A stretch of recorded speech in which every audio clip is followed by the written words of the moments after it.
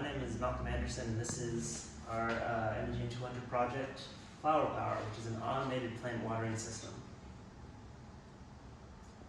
This is a common problem to people who don't know how to take care of plants. You don't remember to water them, or you water them too much, too little, and they die.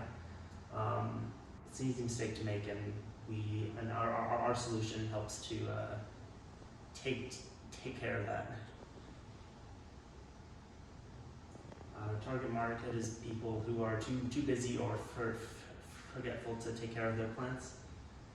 It's also great if you go on vacation. You don't have to have someone water them for you because the machine will do it all.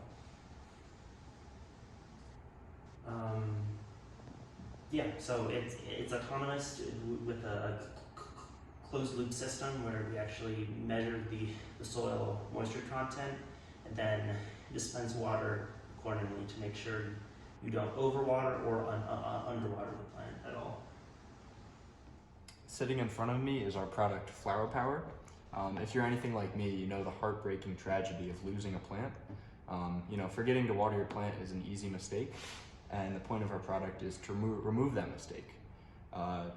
Here we have a large tank of water that you're supposed to fill up, and a pump that leads directly to the plant, as well as a humidity sensor that shows the current moisture level in the soil. And if you move over to this display, it shows you the current moisture level of the soil. Hitting this button rotates through a couple menu options that you're able to adjust. Main delay, you're able to adjust the amount of time between waterings.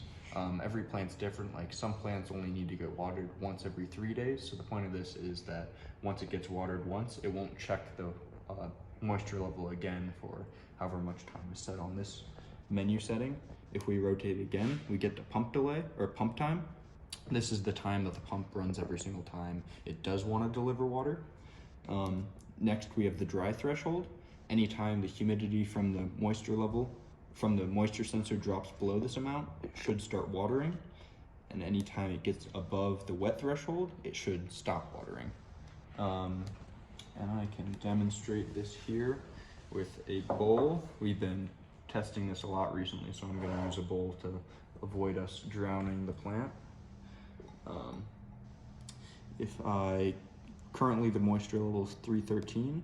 If I go around to dry threshold and raise this above 315, let's say 400, it should start pumping water. Continue to pump water, but then if I put the moisture sensor inside the water, it should stop watering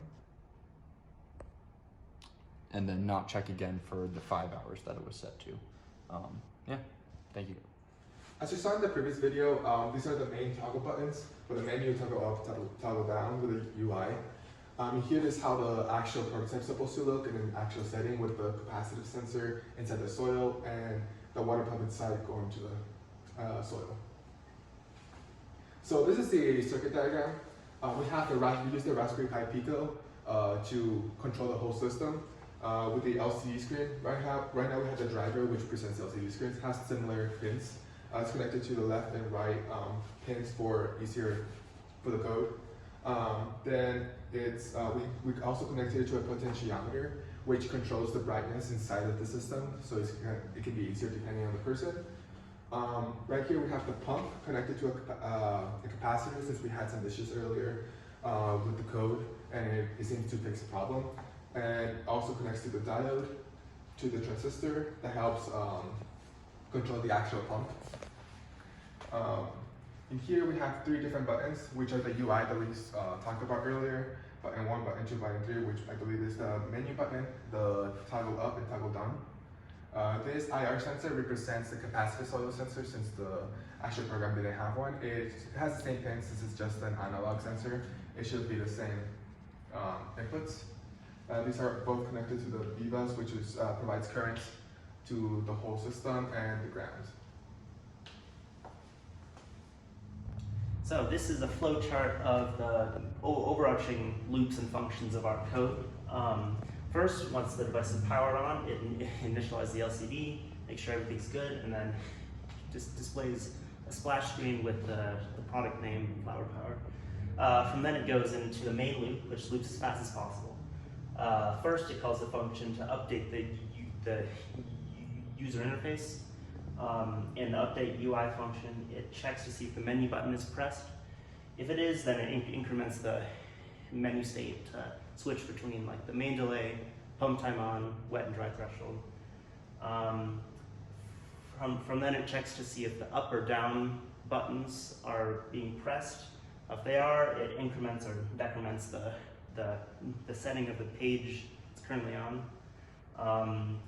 I also have a function that checks to see if the values are within range, i.e. it's not less than 0, or it isn't like some insanely large number that's going to mess up watering the plant.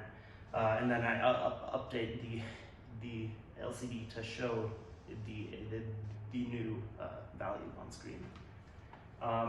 Lastly, in the update UI function, we have if the LCD is currently showing the live moisture reading, it checks to see if that reading is out of date. We have it update the soil moisture every half a second, and if it is out of date, then it pulls the analog sensor, the soil sensor, and updates the LCD for the new value.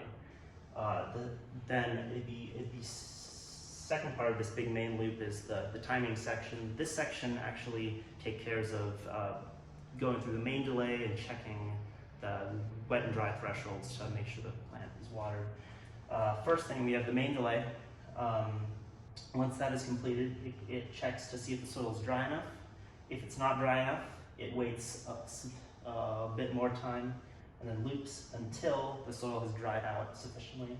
It then waters the plant, and from there it checks to see if the soil is wet enough now. This loops as well, and so the plant keeps getting watered until the soil moisture has reached the set level.